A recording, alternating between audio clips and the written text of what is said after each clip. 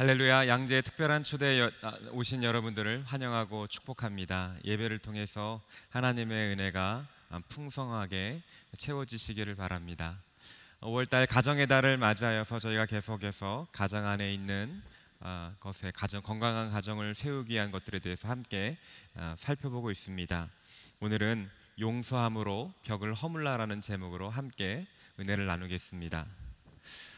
저는 회복 사역을 했었습니다. 그래서 회복 사역에 관계된 강좌들을 좀 개설하고 또 그 과정 가운데 자신의 인생의 지난날의 경험 가운데 어려웠던 것들을 좀 기록하고 그때 감정이 어땠는지 부정적인 감정들을 기록하는 그런 시간들이 있습니다.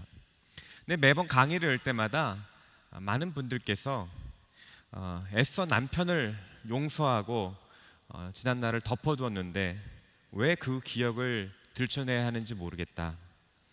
아픔이 올라오고 힘들다. 더 이상 강의를 들을 수 없다 라고 말씀하시면서 강의를 드랍하는 경우가 왕왕 있습니다.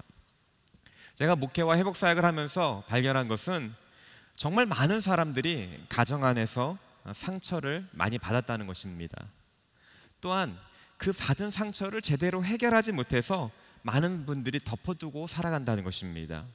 그리고 그 덮어둔 상처 때문에 가정의 관계뿐만 아니라 미래의 가정에까지 다른 사람의 관계까지 막대한 피해와 아니면 관계의 어려움을 가지고 살아간다는 것을 발견하게 되었습니다. 가족 안에서 회복되지 않은 상처는 다른 곳에서의 관계 상처보다 훨씬 심각하고 지속적이며 그래서 우리 삶 가운데 지대한 영향을 끼치게 됩니다. 가족 간에 일어난 상처는 비밀스럽고 덮어두는 경우가 많습니다. 다른 사람들과는 화해는 할 수 있어도 어쩌면 과정 안에서 나에게 상처 준 가족 구성원과 부모님이 될 수도 있고 형제가 될 수도 있는데 아니면 자녀가 될 수도 있죠. 화해하는 것이 더 어렵게 느껴지는 경우가 많습니다. 그래서 그런지 많이 덮어둡니다. 문제는 이렇게 가정 안에서 해결되지 않는 이 상처와 해결되지 않는 분노와 원망 이런 것들 용서하지 못한 마음은 우리 마음의 독소와 같아서 나 자신을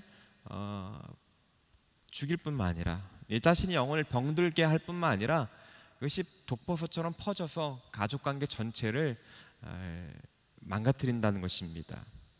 하나님께서 약속하신 풍성한 삶을 살지 못하게 한다는 것입니다. 친밀함과 안정감 그것들을 송두리째 빼앗고 기쁨을 마련하지 못한다는 것입니다. 우리 누가복음 15장에 보면 돌아온 탕자 이야기가 나옵니다. 돌아온 탕자 동생이 돌아왔을 때 아버지는 용서하였고 받아주었고 기쁘게 잔치를 열었습니다. 그러나 동생을 용서하지 못한 형은 아버지를 이해하지 못했고 아버지까지도 분을 냈습니다. 그래서 그 큰 형은 결국 잔치에 동참하지 못하고 있습니다. 용서하지 않을 때 아무리 가까운 형제라도 용서하지 못할 때 주님께서 주시는 그 기쁨들을 맛볼 수 없게 되는 것 이것이 용서하지 않는 마음의 비극인 것입니다. 그리스도인이 용서하지 않을 때 여러 가지 부작용이 나타납니다. 아까 말씀드렸듯이만 첫 번째 다른 사람을 용서하지 못했을 때 가족 구성을 용서하지 못했을 때 자기 자신이 큰 상처를 입게 되는 것입니다. 어떤 사람을 미워하는 순간 우리는 그의 노예가 되는 것입니다. 그 용서하지 못한 사람들의 그 상처가 우리 마음을 꽉 틀어지고 강압적으로 우리 삶을 조여오는 것이죠.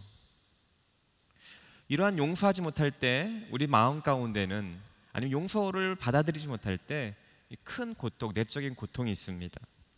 이러한 고통은 우리 안에 평강을 송두리째 빼앗아갑니다. 마음을 좀먹는 것이죠. 그래서 이러한 내적인 용서하지 못하고 또 용서를 받아들이지 못하는 마음은 우리 내면을 파괴하는 파괴자와 같습니다. 그리고 이러한 용서하지 못하는 마음은 이 제대로 보상을 받지 못하기 때문에 부적절한 것으로 보상받고 싶어 한다는 마음이 있다는 것입니다. 보통 용서를 하지 못하는 마음은 무엇이냐면, 상대방이 나에게 어떤 피해를 주었는데 그것이 신체적이든 아니면 정서적이든 아니면 물질적이든 그것을 상대방이 갚아줘야 되는데 갚지 않으니까 내 안에서 분노가 일어나는 것입니다. 거절감을 느끼는 것입니다. 그래서 그 사람을 용서하지 못하는 것이죠. 그래서 상대방이 그것을 채워주기를 기다립니다. 그런데 상대방이 채워지지 않을 때 용서하지 못할 마음은 그것을 부적절한 방법으로 채우려고 합니다. 그래서 예를 들면 흔히 부모에게 상처받은 자녀가 일탈하는 경우가 많이 있습니다. 왜냐하면 부모를 용서하지 못하는 마음 때문에 다른 것들로 그것들을 부적절한 방법으로 채운다는 것이죠. 그럼 일탈을 하게 되고 결국 그 자신의 삶이 황폐해져 가는 것입니다. 우리가 용서를 하지 않을 때, 용서하지 않는 마음은 우리의 삶을 더 큰 상처로 이끌게 되는 것입니다. 두 번째로, 용서하지 못한 사람은 다른 사람에게까지 상처를 주고 관계를 파괴합니다. 자신만 용서하지 못하는 마음은 자신만 그 사람과의 관계에만 국한되는 것이 아니라 이 적대적인 관계는 다른 사람과의 관계에서 감정에까지 영향을 미치게 된다는 것입니다. 결혼 생활을 하는데 문제가 있어서 상담하러 오는 부부들의 대부분 경우는 원가족 부모님과 문제가 있는 경우가 많습니다. 원가족과 문제가 있는 경우 부부관계에 영향을 끼치는 것입니다. 청소년 파워 임팩트와 또 어린이 하트 스쿨 같은 것들을 하였는데요. 그래서 부모님과 아이들이 같이 하는 그런 회복 사역입니다. 제가 부모님과 아이들을 같이 이렇게 회복 사역을 볼 때 부모님이 상처가 있는 경우 거의 대부분 자녀에게서도 상처에 대한 트라우마 같은 증상이 나타나는 것을 보게 됩니다. 내 안에서 해결되지 않은 것들이 내 사랑하는 자녀들에게 영향을 끼치는 것입니다. 내 안에 있는 고통과 분노와 거절감 등이 쓴뿌리가 되어서 다른 사람들과의 관계를 오염시키는 것입니다. 히브리서 12장 15절에 보면 하나님의 은혜에 이르지 못하는 사람이 없도록 주의하십시오. 또한 쓴뿌리가 돋아나 문제를 일으키고 그로 인해 많은 사람들이 더럽혀지지 않도록 조심하십시오. 쓴뿌리가 돋아나지 않도록 조심하라고 성경은 권면하고 있습니다. 내 쓴뿌리를 돋아나게 하는 가장 좋은 용서하지 않은 마음인 것입니다. 상처받을 때 내가 용서하지 않는 것은 정당하다고 느낍니다. 마치 나의 권리인 것처럼 느껴집니다. 그래서 용서하기를 더 주저하게 만듭니다. 그런데 그 용서하지 못하는 것들이 그 사람과의 관계만을, 나에게 상처 준 사람만의 관계만을 오염시키는 것이 아니라 나와 관계된 모든 사람들과의 관계에 악영향을 끼치고 더럽힌다는 것, 그것이 많은 경우 발견되는 것입니다. 세 번째, 우리가 용서하지 않는 마음을 가질 때 우리는 하나님의 용서를 제대로 받을 수 없게 되는 것입니다. 그래서 아무리 오랜 동안 신앙생활을 한다 하더라도 하나님의 깊은 용서가 마음 깊은 데까지 스며드는데 저해가 되는 것입니다. 요한일서 4장 20절에 만일 누구든지 하나님을 사랑한다고 하면서 자기 형제를 미워한다면 그는 거짓말쟁이입니다. 보이는 자기 형제를 사랑하지 않는 사람이 보이지 않는 하나님을 사랑할 수 없습니다. 내 사랑하는 사람, 형제를 냉랭하게 대한다면 하나님의 사랑이 내 마음 가운데 스며드는데 한계가 있다는 것입니다. 신앙생활을 오래 해도 하나님의 사랑에 대해서 의심이 드는 경우 마음 깊은 곳에 용서의 문제가 해결되지 않은, 분노의 문제가 해결되지 않은 경우가 많다는 것입니다. 네 번째로, 우리가 용서하지 않는 마음은 성령 안에서 성령 충만한 삶을 살 수 없고 성령을 따라 살 수 없습니다. 갈라디아서 5장 19절에 보면 육체의 일들은 명백합니다. 음행과 더러움과 방종과 우상 숭배와 마술과 원수 매중과 다툼과 시기와 분노와 이기심과 분열과 분파와. 성경은 우리의 삶을 육체를 추구하는 삶과 성령을 추구하는 삶으로 두 삶으로 구분합니다. 근데 오늘 갈라디아에서 말했던 것처럼 원수 매중과 다툼과 시기와 분노, 용서하지 않는 마음이 나타나는 그런 현상들이죠. 그러한 것들은 육체적인 일이라고 말합니다. 우리가 나에게 잘못한 행동을 했던 사람을 한번 생각해 볼 때 우리 마음 가운데 치밀어 올라오는 것은 분노입니다. 그리고 뇌 과학자들이 말하기를 이 분노가 치밀어 오를 때 우리 관계 회로가 끊어진다고 말합니다. 관계 회로가 끊어진다면 상대방과 공감하지 못하고 오히려 적대적으로 대하고 용서하지 못하고 그 사람과 인격적인 관계를 하지 못한다는 것이죠. 육체적인 삶을 따르게 되다면 성령을 따르는 삶을 살 수 없기에 우리 삶은 더욱더 피폐해져 가는 것입니다. 이렇듯 용서하지 않는 마음, 누군가를 용서하지 않았을 때 그것은 나의 삶을 피폐하고 황폐하게 할 뿐만 아니라 우리 사랑하는 가족 그리고 나와 관계된 모든 사람들을 어렵게 만들고 그들의 삶도 황폐하게 할 뿐만 아니라 우리가 예수님이 약속하신 풍요롭고 자유로운 삶을, 기쁨의 삶을 살지 못하게 하는 것입니다. 그래서 우리는 용서해야 한다는 것입니다. 용서하지 않았을 때 손해보는 게 너무나 많기 때문입니다. 이뿐만 아닙니다.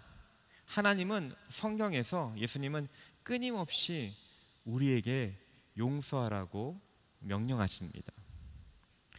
베드로가 예수님께 와서 물었습니다. 예수님, 형제가 제가 죄를 지으면 몇 번이나 용서해야 합니까? 7번까지 해야 됩니까? 라고 물었을 때 예수님은 베드로에게 뭐라 말씀하십니까? 7번만 아니라 70번씩 7번이라도 용서해야 된다. 70번씩 7번 490번입니다. 사실 무한대 계속해서 반복해서 한 죄에서 반복 용서하라는 것입니다. 예수님은 우리에게 용서할 것을 명령하고 계십니다. 마가복음 11장 22절에 서서 기도할 때에 어떤 사람과 등진 일이 있다면 그 사람을 용서해 주라. 그러면 하늘에 계신 너희 아버지께서도 너희 죄를 용서해 주실 것이다. 어떠한 신앙생활 하기 전에 용서를 베풀라고 권면하고 있습니다. 사실 주님이 이렇게 용서하라고 명령하신 이거 한 가지만이라도 우린 용서하면서 살아야 합니다. 특별히 가정 안에 있는 가족 구성원들을, 내 부모를, 남편을, 아내를, 아니면 자녀를, 형제를 우린 용서해야 합니다. 그렇지 않으면 우리의 삶은 풍요로운 삶이 될 수 없고 용서하지 못하는 삶은 우리 삶을 황폐하게 만드는 것입니다. 그렇다면 용서는 과연 무엇일까요? 용서, 참 말은 쉽지만 그것을 우리 삶 가운데 실천하는 것은 너무나 어려운 일입니다. 고통스러운 일입니다. 시간이 많이 걸리는 일입니다. 많은 사람들이 용서를 하고 싶어도 하지 못하는 경우가 많습니다. 해밍웨이 글 가운데 이런 글이 있습니다. 어느 스페인 아버지가 집을 나가 마드리드로 간 아들과 화해하기로 다짐합니다. 아버지는 뒤늦게 양심의 가책을 느껴서 신문에 광고를 냈다고 합니다. 파코, 화요일 정오에 몬타나 호텔에서 만나자. 다 용서했다, 아빠가. 근데 파코라는 그 이름은 스페인에서 아주 흔한 이름이었다고 합니다. 아버지가 신문 광고에 낸 날 그 호텔에 나가자 파코라는 이름의 젊은 남자가 800명이라는 사람이 거기서 아버지를 기다리고 있었다라는 그런 글이 실려 있었습니다. 그만큼 많은 사람들이 가족 안에서의 화해와 용서를 하고 싶은데 어떻게 할 줄 모르고 살아가고 있다는 것이죠. 그럼 용서는 어떻게 해야 됩니까? 용서를 제대로 하기 위하여 우리가 먼저 오늘은 용서가 아닌 것들을 먼저, 용서에 대한 오해를 먼저 살펴보기 원합니다. 첫 번째는 회치라는 것은 용서가 아니라는 것입니다. 여러분, 회치라는 거 아시죠? 예수님께서 말씀하신 것처럼 무덤인데 그 위에 회칠을 해서 무덤이 아닌 것처럼 덮어두는 걸 말합니다. 다시 말해서 거짓 평화, 상대방의 죄를 애써 무시하고 덮어두려는 태도가 그 용서라고 착각하는 경우가 있다는 것입니다. 덮어두는 것은 결코 용서가 아니라는 것입니다. 제가 아까 처음 도입 때 말씀드렸던 것처럼 많은 가정에서 그냥 덮어둡니다. 그리고 그것이 그냥 지나가길 바랍니다. 그러나 전혀 그것은 해결되지 않고 그 안에서 오히려 폭탄으로 자라나고 있을 뿐입니다. 또 어떤 사람은 상처를 준 사람이 왜 그랬는지 이해할 만하다. 그 사람이 어렸을 때 그런 삶을 살았기 때문에 나한테 그렇게 했을 것이야 라고 상대방의 입장을 변명해 주거나 정당화하는 경우가 있습니다. 그래서 그것을 용서했다라고 생각하는 경우가 있습니다. 그러나 그것은 용서가 아니라는 것입니다. 상대방이 나에게 했던 걸 상대방을 이해하는 것이 용서가 아니라는 것입니다. 세 번째, 시간이 이 상처를 치유해 줄 것이라고 여기는 것, 시간이 다 해결될 것이야, 그것 또한 역시 용서가 아니라는 것입니다. 또 어떤 사람은 이번만은 용서해 줄게 라고 넘어가고 있습니다. 처벌을 당장 내리지 않죠. 그러나 계속 쌓아두는 것입니다. 처벌을 뒤로 미루고 한꺼번에 폭탄으로 내어 던지는 경우가 있습니다. 이번만은 용서해 줄게 하면서 마음속에서 계속 카운팅하는 것, 이것도 용서가 아니라는 것입니다. 또 용서에 대한 나쁜 태도는 지난날의 과거의 상처는 더 이상 나에게 영향을 끼치지 않는다고 생각하는 것입니다. 현재와 지난 것은 전혀 상관없다고 일부러 애써 외면하는 것입니다. 이것도 용서에 대한 오해입니다. 또 가장 많은 사람들이 하는 용서는 찾아가서 용서한다라고 고백해야 용서가 되는 거로 생각하는 것입니다. 그래서 뜬금없이 아버지에게 가서 아버지, 제가 아버지를 용서하겠습니다 라고 말하는 경우가 있다는 것이죠. 그럴 때 대부분의 경우 역효과가 납니다. 용서는 굳이 그 사람이 요청하지 않는 경우 찾아가서 용서했다라고 말할 필요가 없습니다.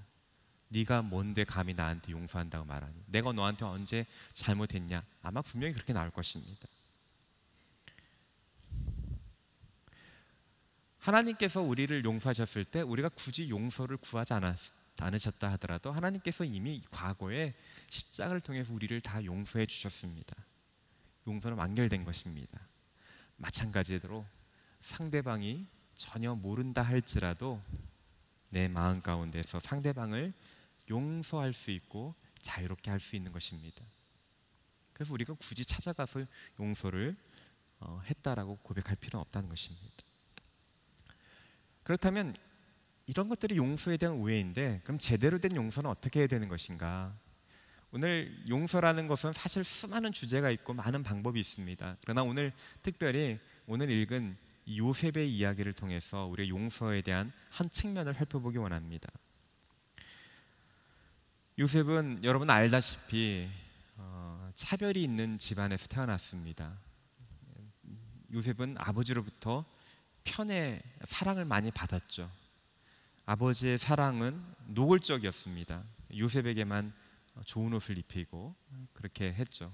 그래서 요셉은 그 이복 형제들로부터 미움을 받았습니다. 아버지의 왜곡된 사랑이 다른 형제들에게는 아픔이 되었고 거절감이 되었고, 그래서 그 집안에 문제가 생긴 것이죠. 그 형제들의 상처가, 아버지로부터 사랑받지 못하는 그 상처가 점점 커져서 10대 때 요셉이 형들에게 방문했을 때 요셉의 형들은 요셉을 죽이려고 합니다. 그러나 마지막에 죽이지 않고 그를 노예로 팔아버리죠. 그리고 요셉의 옷을 가져다가 피를 묻히고 짐승에게 죽임을 당했다라고 아버지에게 거짓말하게 됩니다. 10대의 나이에 형들한테 팔려서 노예로 멀리 이국 땅까지 끌려갔다고 한번 생각해 보십시오. 그 심정과 그 마음이 어떻겠습니까? 노예로 팔려가서 보디발의 집에서 열심히 해서 인정받는 것 같지만 또 그 보디발의 아내에 의해서 그 인생은 또 나락으로 떨어지게 됩니다. 어두운 감옥에 갇히게 되죠. 그곳에서 관원들을 만나서 꿈을 해몽해 주지만 그들은 요셉을 기억하지 못하고 배신하게 되므로 요셉은 어둠 가운데 오랜 기간 동안 고난을 당하게 됩니다.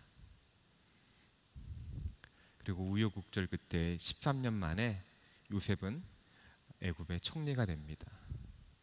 그런데 어느 날 자신을 팔았던 형들이 식량을 구하기 위하여 자신의 눈앞에 서게 된 것입니다. 여러분 같았으면 어떻게 하시겠습니까? 인간적인 눈으로 보면 요셉은 형들을 용서하지 않을 충분한 이유와 정당성이 있었습니다. 그들에게 복수할 힘도 가지고 있었습니다. 분노도 있었을 것입니다. 화도 있었을 것입니다. 그런데 요셉은 형들을 용서하기로 선택합니다. 아무리 자신이 성공했어도 자신을 팔아버린, 그 어린 나이에 자신을 팔아버린 형들을 용서하기라는 것은 쉽지 않았을 텐데 요셉은 그러한 결정을 하였습니다. 왜 그것이 가능했을까요? 우리는 요셉의 그 대화 가운데 그 단서들을 발견할 수 있습니다. 첫 번째는 요셉은 하나님의 크신 섭리와 선하심을 인식했다는 것입니다. 용서는 하나님의 크신 섭리와 선하심과 사랑을 인식할 때 가능한 것입니다. 오늘 본문이 나와 있지 않지만 창세기 45장 7절에서 8절에 보면 요셉이 형들에게 자신이 누구인지 밝히는 그런 모습이 나옵니다. 거기에서 요셉은 이런 말을 합니다. 그러나 이 땅에서 형님들의 자손들을 보존하시고 큰 구원을 베푸셔서 형님들의 목숨을 살리시려고 하나님께서 미리 저를 보내신 것입니다. 그러므로 저를 여기에 보내신 분은 형님들이 아니라 하나님이십니다. 하나님께서 저를 바로의 아버지와 그의 온 집의 주인과 이집트 온 땅의 통치자로 삼으셨습니다. 요셉이 자신이 애굽으로 오게 된 이유가 형들이 자신을 팔아서가 아니라 하나님께서 미리 저를 보내신 것이다. 여기에 보내신 분은 형님들이 아니라 하나님이십니다 라고 말하는 것 볼 수 있습니다.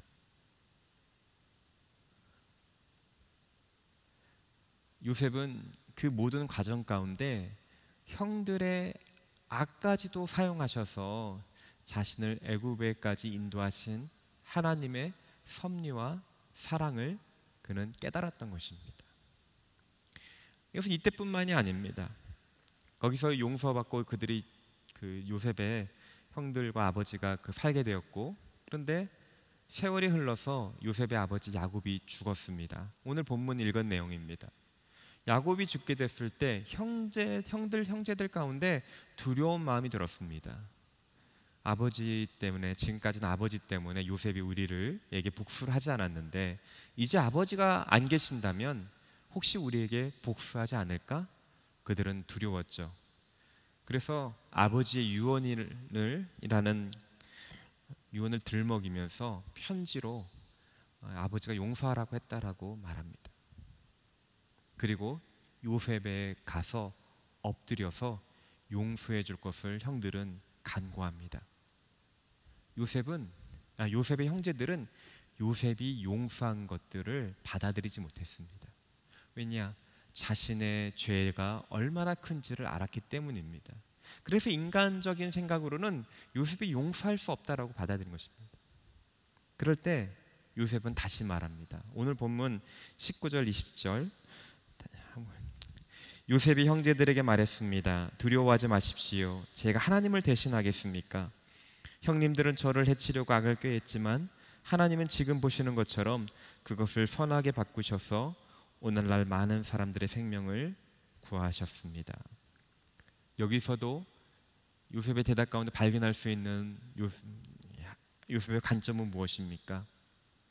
이 모든 것이 하나님의 섭리와 주권 아래 있다는 것들을 고백하는 것입니다. 자신의 과거의 모든 고통스러운 시간, 형들의 죄악까지도 하나님은 그것을 다 사용하셔서 결국 생명을 구하는 놀란 하나님의 섭리 가운데 하나님의 주권 아래에 놓여 있다는 것들을 깨달았다라고 고백하는 것이죠. 하나님 사랑이 많으시고 크신 하나님께서, 자비로운 하나님께서, 비록 내가 경험하고 있는 것은 팔림이고 아픔이고 어두운 캄캄한 감옥이었지만 그 순간 한 번도 나를 잊지 않으시고 그 모든 것들을 통하여 이 일들을, 선한 일들을 이루기 위하신 것이었구나. 자신의 인생이 하나님의 전적인 손 안에 있는 인생임을 그는 깨달았던 것이죠. 그래서 자신에게 가장 어두웠던 순간도, 자신에게 그렇게 큰 상처를 준 형제들도 그 하나님의 손 안에 있다는 것을 확신할 때 그것이 더 이상 그에게 아픔이 되거나 상처가 되지 않았던 것입니다. 나의 인생이 하나님의 크신 계획 안에 있다는 것들을 확신할 때 우린 지난날의 어두웠던 그 순간들이 하나도 버릴 것 없는 시간이고 그것을 다 협력하여 하나님의 선하게 인도하셨다는 것들을 확신하게 되는 것입니다. 어쩌면 13년의 암흑 기간 동안에 요셉은 날마다 살기 위하여 하나님께 매달렸을 것입니다. 그 아픔과 분노와 억울한 시간에 그는 그 감옥에서 하나님께 매달렸을 것입니다. 그때 하나님께서 주신 응답과 하나님의 함께 하심들을 경험하게 되었고, 그 모든 경험들을 바탕으로 형들이 그때 나를 판 것도 하나님의 섭리 가운데 있던 거였구나 라는 것을 깨달았던 것이죠. 그 하나님의 선하심과 섭리를, 하나님의 크심을 깨닫게 되니까 요셉은 형들을 용서할 수 있었던 것입니다. 많은 믿음의 위인들, 크게 쓰임 받은 사람들을 대부분 고난의 시간들을 거쳐갔습니다. 고통의 시간들을 거쳐갔습니다. 생명이 끊어질 만한 고통을 거쳐갔습니다. 특별히 회복 사역이 있다 보면 정말 가정 안에서 어쩌면 저런 일들이 이루어질까라는 그런 일들이 많이 벌어질 것들을 보게 됩니다. 근데 그 고통의 시간 뒤에 그들이 그 시간에도 하나님께서 함께 하셨고 내 인생이 버려진 인생이 아니라 한 번도 하나님께서 나로부터 시선을 걷어가지 않으시고 함께 하셨다는 걸 깨닫는 순간 그 모든 지난의 고통의 시간들도 다 하나님의 일들에, 하나님의 사역에, 하나님의 섭리에 귀하게 쓰임받는 것들을 고백하게 된다는 것입니다. 그랬을 때 그 이전에 나를 그렇게 어렵게 했던 사람들을 용서할 수 있는 것이죠.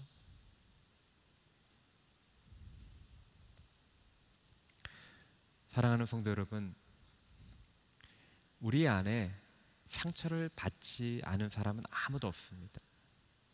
모든 사람들이 아픔을 경험합니다. 근데 그 중요한 것은 그 아픔을 어떻게 프로세스하느냐가 중요한 것입니다.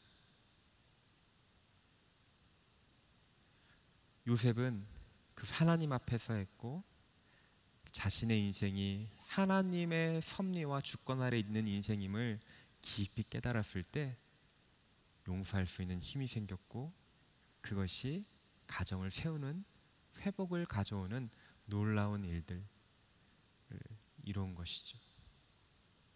여기 계신 우리 한 분 한 분도 여러분의 인생이 하나님의 손 안에 있는 인생임을 깊이 깨닫길 주님의 이름으로 축원합니다.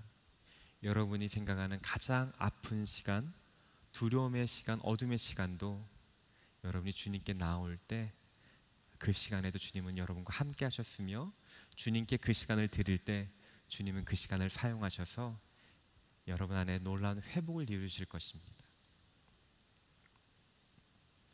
나의 모든 순간이 하나님의 크신 섭리와 계획 안에 있음을 인정할 때, 선하시고 나를 사랑하신 하나님께서 모든 것을 협력하여 선을 이루신다는 것들을 마음 깊이 받아들일 때 우리는 용서할 수가 있는 것이죠.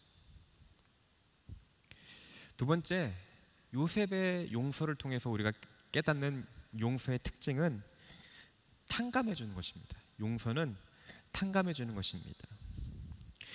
18절에 보면 요셉의 형제들이 와서 보십시오, 우리는 아우의 종입니다.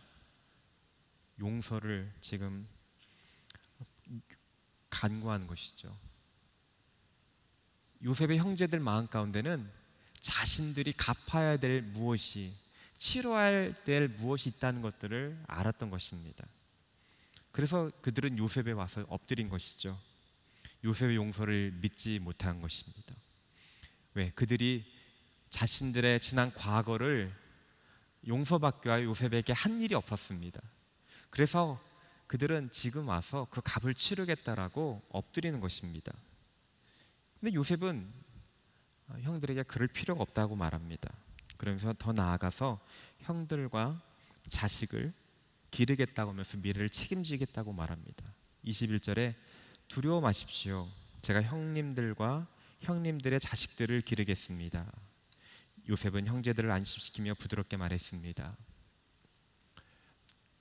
상대방은 갚아야 될 것이 있다라고 생각해서 용서를 구하는데 요셉은 그럴 필요 없다라고 말하는 것입니다.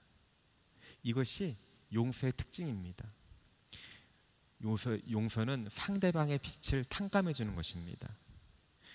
찰스 스윈돌이라는 분이 계십니다. 그분이 이렇게 말합니다. 용서란 당신에게 잘못을 한 누군가가 당신에게 가지고 있는 의무감이나 부담감에서 자유롭게 해주는 행위이다.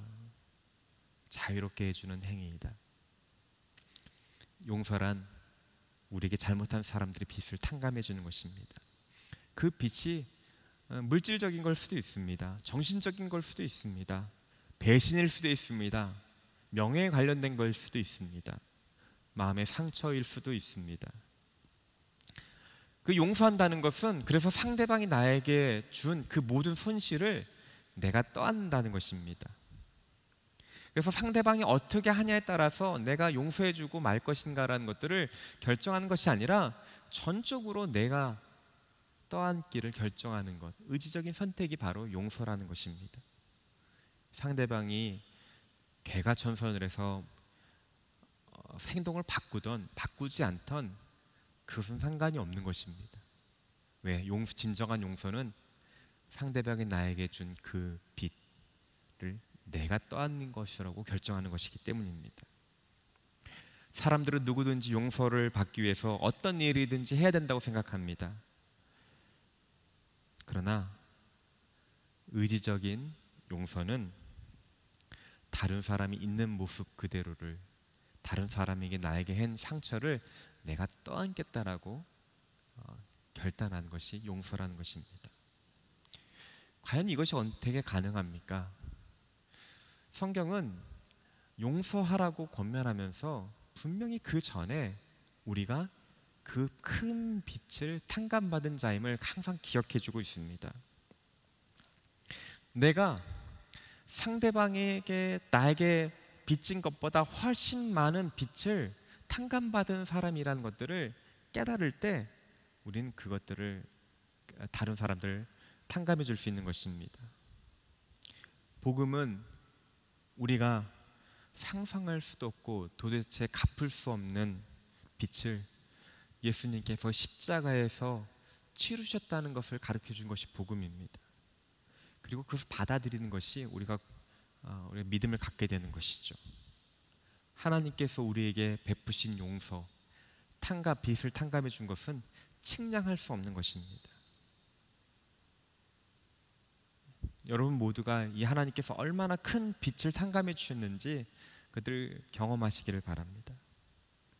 이렇게 큰 빚을 탕감해 주시고 나서 예수님께서는 이 큰 빚을 탕감받은 사람들에게 기대하는 것이 있다라고 말했습니다. 마태복음 18장에 보면 1만 달란트 빚진 자와 100데나리온 빚진 자의 이야기가 나옵니다. 아까 읽었던 베드로에게 70번씩 7번이라도 용서해 주라고 말씀하시면서 바로 뒤이어 1만 달란트 빚진 자와 100데나리온 빚진 자 비유를 합니다. 임금이 1만 달란트 빚진 자를 탕감해 주었습니다. 그런데 1만 달란트 탕감받은 자가 돌아가는 길에 자신에게 100데나리온 빚진 자를 용서하지 못하고 그를 가두는 경우가 있습니다. 그 이야기를 들은 임금은 1만 달란트를 빚진 자를 탕감해 준 사람을 불렀습니다. 그리고 마태복음 18장 이렇게 말합니다. 이 약한 종아, 내가 나에게 애원하기에 내가 내 빚을 모두 없애주었다. 내가 너를 불쌍히 여긴 것처럼 너도 내 동료를 불쌍히 여겨야 하지 않았느냐. 예수님의 말씀의 요지는 무엇입니까? 우리가 큰 빚을 탕감받은 줄 알았다면 작은 빚을 나에게 진 사람을 탕감해 줄 것을 기대한다는 것입니다. 우리가 하나님께 탕감받은 빚이 얼마나 큰지를 깨닫게 된다면 우리는 우리 삶 가운데서 나에게 손해를 끼친, 그래서 나의 삶을 힘들게 하고 어려웠던 사람들을 충분히 용서할 수 있다는 것입니다. 하나님의 십자가의 사랑과 예수님의 그리스도의 복음을 깊이 깨달으면 깨달을수록 우리는 용서할 수 있게 되는 것입니다. 아마도 요셉은 자신이 얼마나 큰 은혜를 입었는지 알았던 것 같습니다. 그래서 그는 형제들을 용서할 수 있었고 탕감해 줄 수 있고 그들을 더 후대할 수 있었던 것이죠. 예수를 믿는 우리에게 하나님이 기대하신 것은 바로 그것입니다. 우리 각 가정 안에서 우리는 말할 수 없는 상처를 받습니다. 그러나 내 의지대로 내가 용서해야지, 사랑해야지 라는 의지적인 결단으로 결코 그 문제를 해결할 수 없습니다. 언제 가능합니까? 십자가의 사랑을 깊이 깨닫고 내가 얼마나 큰 죄를, 빚을 탕감받았는지를 깊이 깨달을 때 우리는 나를 그렇게 아프게 한 가족을 사랑하고 용서할 수 있는 것입니다. 십자가의 복음은 하나님의 선하심과 사랑을 경험하는 것은 우리 가족을 용서하고 회복하는데 통로이고 문인 것입니다. 성경에 말씀하신 진리는 여러분 모두가 주님의 섭리 가운데, 계획 가운데, 사랑 가운데 있다는 것입니다. 그리고 주님은 여러분 모두가 그 십자가의 사랑을 깊이 깨닫고 그 십자가에서 얼마나 큰 빛을 주님께서 값을 치르시면서 탕감해 주셨는지를 깨닫기 원하십니다. 그리고 여러분 한 분 한 분이 그 마음으로 가정 안에서 용서하며 가정이 회복되기를 원하십니다. 여러분의 용서함으로 말미암아 가정에 있는 벽들이 무너지고 허물어지기를 소망하시는 것입니다. 이렇게 가정에 있는 벽들을 용서함으로 회복시키는데 귀 쓰임 받는 저와 여러분 되시기를 주님의 이름으로 축원합니다. 이 시간 우리 같이 한번 기도하기 원합니다. 용서는 우리 미움을 무너뜨리는 강력한 무기입니다. 용서는 우리에게 자유함을 줍니다. 용서는 우리 가족을 회복시키는 가장 강력한 무기입니다. 우리가 하나님의 섭리 가운데 내 인생이 있다는 것들을, 그래서 내 인생의 가장 어두운 그 순간에도 한순간도 버릴 것이 없이 그것이 주님께 드려진다면 그것이 다 쓰임받는다는 것을 인정할 때 우린 용서할 수 있습니다. 내가 얼마나 큰 은혜를 받았는지를 경험한다면 우리는 우리 가족이 나에게 주어진 상처와 빚을 내가 감당할 수 있는 것입니다.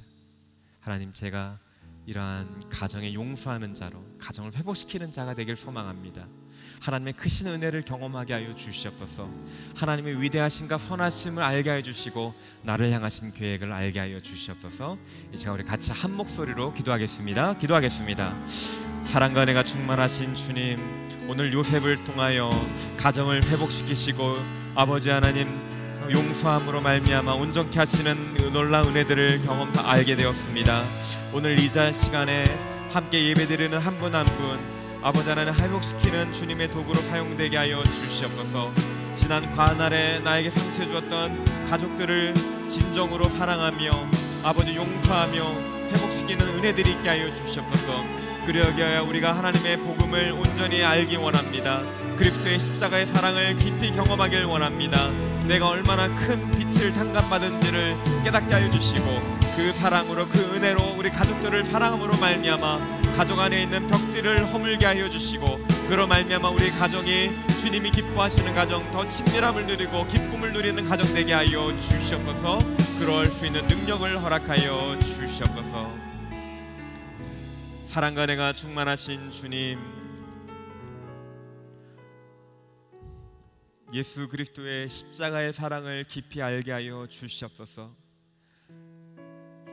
예수님께서 십자가에서 얼마나 큰 죄와 나의 큰 빚을 대신 갚으셨는지 우리가 깨닫게 하여 주시고 그 깨달음과 사랑으로 우리에게 허락된 가족들을 용서하며 사랑하며 그로 말미암아 가정이 회복되는 놀라운 은혜가 있게 하여 주시옵소서. 이곳에 계신 우리 한 분 한 분이 회복의 통로로, 회복의 도구로 사용되기를 소망합니다. 축복하여 주시옵소서. 감사드리며 우리 구주 예수 그리스도의 이름으로 기도드립니다. 아멘.